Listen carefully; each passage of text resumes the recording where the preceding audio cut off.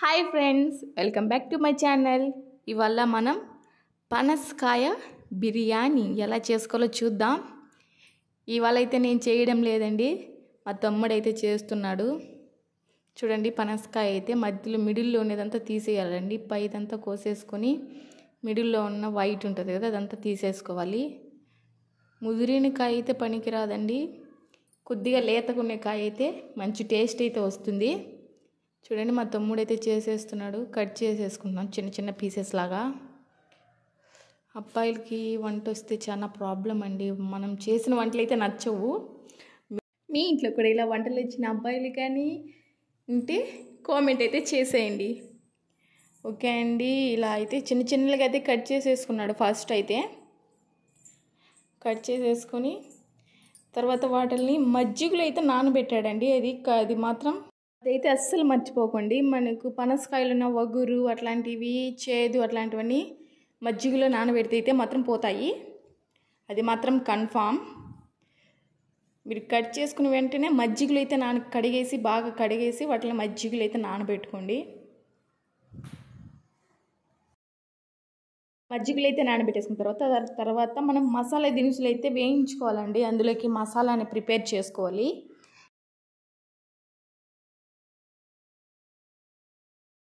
మసాలా ఆకులు అన్నీ అయితే వేయాలి.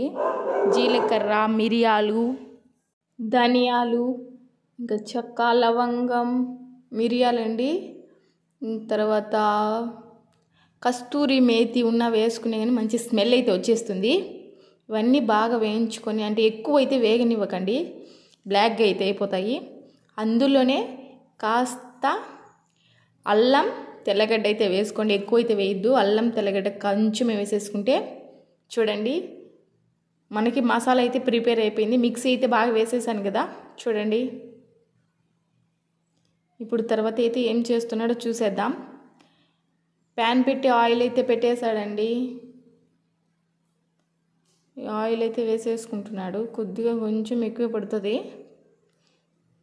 అందులో మనం మజ్జిగలో నానబెట్టుకున్న పీసెస్ ఉన్నాయి కదా, వాటిని అయితే వేసేసుకుంటున్నాడు. చూడండి, వేసేసాడు కదా. అవి బాగా ఫ్రై అయ్యేంతవరకు ఇది వేయించుకోవాలి. ఫ్రై అంటే కొద్దిగా వేగేంతవరకు ఇది వేయించుకోవాలి. నేను చూపిస్తాను ఎలా వేయించుకోవాలో. చూడండి, ఆ టైప్లో వచ్చేంతవరకు అయితే వేయించుకోండి. దాన్ని పక్కన పెట్టేసి తర్వాత మనం కడాయి తీసుకొని అందులోనే ముందు మనం మసాలా దినుసులు ఉంటాయి కదా, చెక్క, లవంగం, ఆకు, జీలకర్ర, ఇవన్నీ అయితే వేసేసుకోవాలి. ఆయిల్ వేసేసుకొని అవన్నీ వేసేసుకున్న తర్వాత మనం ముందుగా పక్కన కట్ చేసి పెట్టుకున్న ఆనియన్స్ని అయితే వేసేసుకోవాలండి. ఆనియన్స్ని వేసేసుకోవాలి. బాగా కొంచెం రెడ్ అండ్ బ్రౌన్ కలర్ వచ్చేంత వరకు వేయించుకోవాలి. మరీ ఎక్కువ అయితే వేయించకూడదు. అందులోనే 5 పచ్చిమిర్చీలు అయితే వేసేసుకున్నాను. ఇప్పుడైతే ఒక టిప్ అయితే చెప్పబోతున్నానండి. ఆనియన్స్లో మనం సాల్ట్ వేసామంటే కొద్దిగా ఫాస్ట్గా అయితే మన ఆనియన్స్ అయితే ఫ్రై అయిపోతాయి, మర్చిపోకండి. కొత్తిమీర అయితే వేసేసాడు.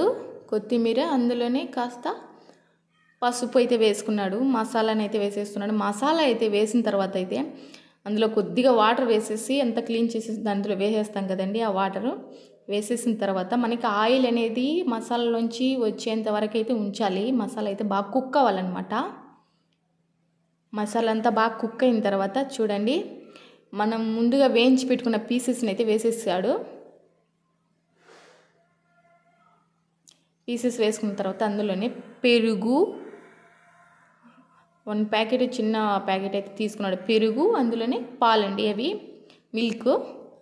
మిల్క్ను కూడా వేసేసాడు. వేసేసిన తర్వాత బాగా అయితే మిక్స్ చేసేసాడు. చూపిస్తాను చూడండి, మిక్స్ చేసేసాడు. ఆ కలర్ అయితే వచ్చేస్తుంది మనకు ఫస్ట్ స్టార్టింగ్. అది బాగా కుక్ అవ్వాలండి, కొద్దిగా కుక్ అవ్వాలి, స్మెల్ పోయేంత వరకు, మిల్క్ స్మెల్. తర్వాత మనం ముందుగా నానబెట్టుకున్న బాస్మతి రైస్ని అయితే వేసేసాడు.